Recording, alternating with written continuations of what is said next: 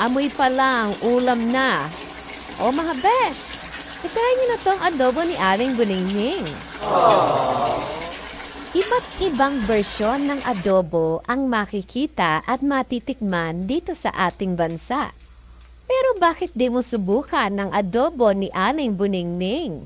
Pag natikman mo to, siguradong mata mo'y magniningning. At eto na, narinig na ni Marites ang pinag-uusapan natin. Kaya ihanda na natin ang ating mahiwagang kawali. Maglagay lang po ng kaunting cooking oil at ilagay yung ating leg part mga besh. At yung ating ilang pirasong gizzard. At hiniwa ko nga sa dalawa.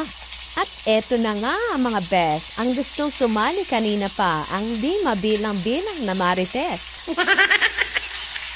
At nag-add lang ako mga besh ng pinch of salt. At halu-haluin lang natin ito mga besh hanggang sa kumapit yung ating mga nilagay na pampalasa sa ating chicken.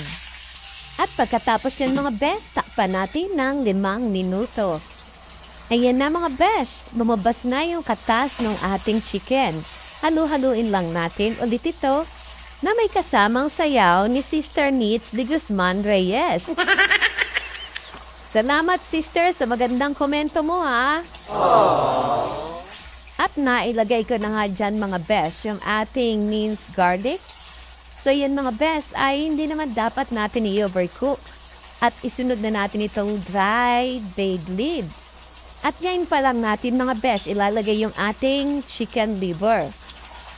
Madali lang kasi itong maluto kaya hinuhuli na natin itong ilagay.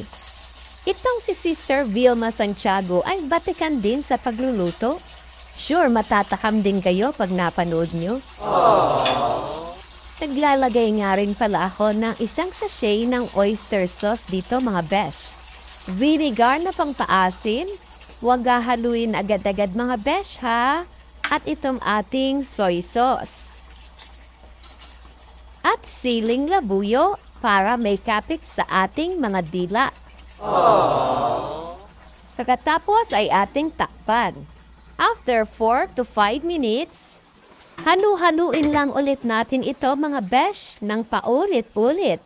Ang kulit! At naglalagay din ako dito mga besh ng 1 kutsarang brown sugar.